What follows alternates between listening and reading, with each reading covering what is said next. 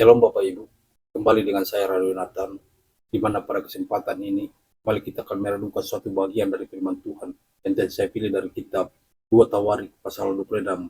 Dan dari sepanjang perikop ini saya memilih satu tema atau judul, yaitu kemakmuran yang menyesatkan, pelajaran tragis dari Raja Uzia. Sekali lagi, kemakmuran yang menyesatkan, pelajaran tragis dari Raja Uzia.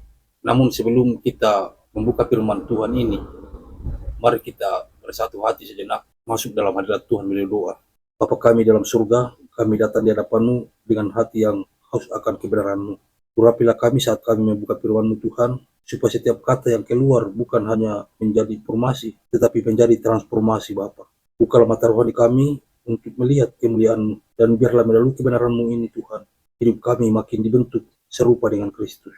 Di dalam nama Yesus kami berdoa dan mengucap syukur. Haleluya, amin. Saudara yang kekasih dalam Tuhan, hari ini saya mengajak kita menyelami kisah seorang raja yang awalnya begitu diberkati, namun akhirnya mengalami kehancuran karena kesombongannya. Namanya Uzia. Mungkin nama ini tidak sepopuler Daud atau Salomo, namun kisah hidupnya membawa pelajaran penting bagi kita yang hidup di zaman modern ini.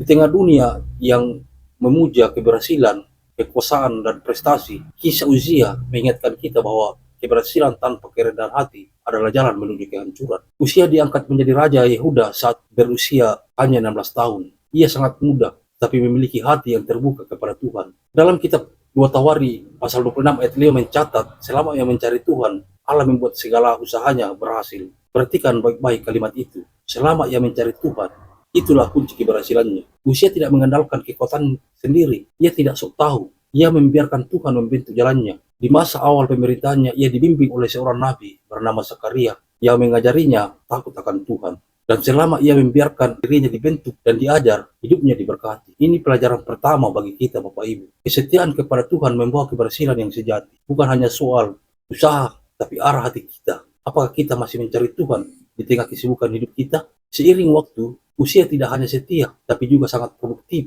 Ia membangun menara-menara pertahanan, menggali banyak sumur untuk pertanian, dan membentuk pasukan militer yang tangguh.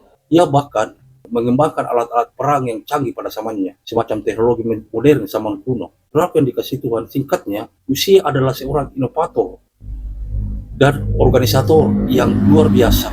Namanya termasuk hingga ke tempat-tempat jauh, dan Alkitab mencatat ia ditolong dengan ajaib hingga menjadi kuat. Tetapi di sini kita harus berhenti sejenak dan bertanya, ketika keberhasilan mulai datang, kepada siapa kita memberi pujian? Apakah kita masih sadar bahwa semua ini adalah pertolongan Tuhan, atau kita mulai merasa semua ini hasil usaha kita sendiri? Sayangnya, disinilah titik balik tragis terjadi. Ayat 16 berkata, setelah Uzia menjadi kuat, ia menjadi tinggi hati.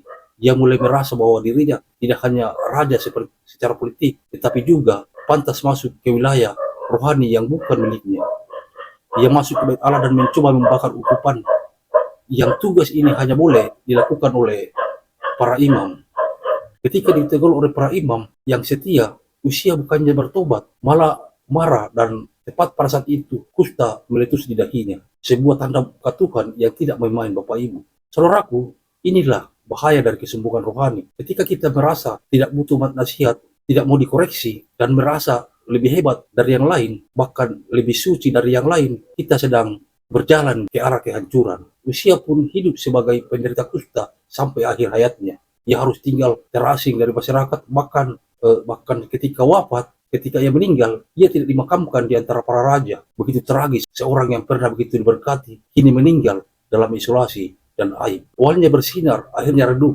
Saudara-saudaraku yang dikasihi Tuhan, satu dosa kesombongan mampu menodai seluruh catatan panjang kesetiaan. Itu sebabnya Tuhan sangat serius dalam hal ini. Ia lebih mengasihi kita sebagai anak yang rendah hati daripada melihat kita sukses secara luar namun rusak di dalam. Saudara yang dikasihi Tuhan, dari kisah Uzia kita belajar 4 pelajaran penting.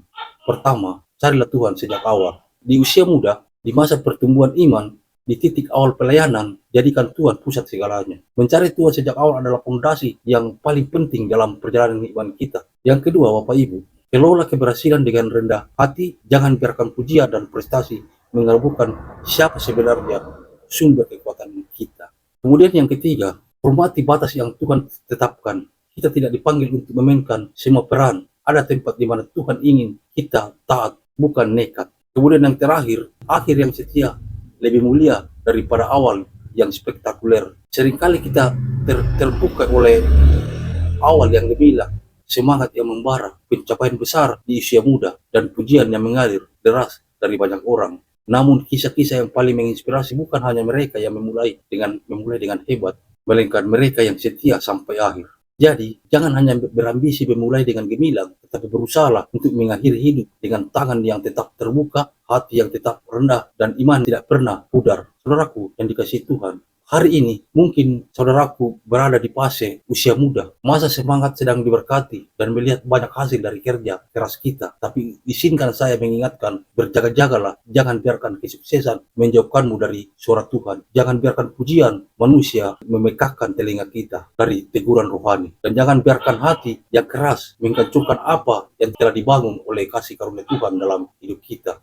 Mari kita tutup dengan doa. Tuhan, jagalah hati kami agar tetap rendah. Jangan biarkan keberhasilan membuat kami lupa bahwa semua ini berasal dari Engkau, Tuhan. Biarlah hidup kami memuliakan Engkau dari awal hingga akhir hidup ini, Tuhan. Dalam nama Tuhan Yesus kami berdoa. Haleluya. Amin. Saudaraku, jika khotbah ini menyentuh hati saudara, saya ajak kita untuk merenung, saya mau setia sampai akhir. Jangan lupa untuk membagikan video ini kepada mereka yang sedang mengejar keberhasilan, agar mereka tidak kehilangan arah. Demikian yang kami boleh sampaikan. Amin, firman Tuhan.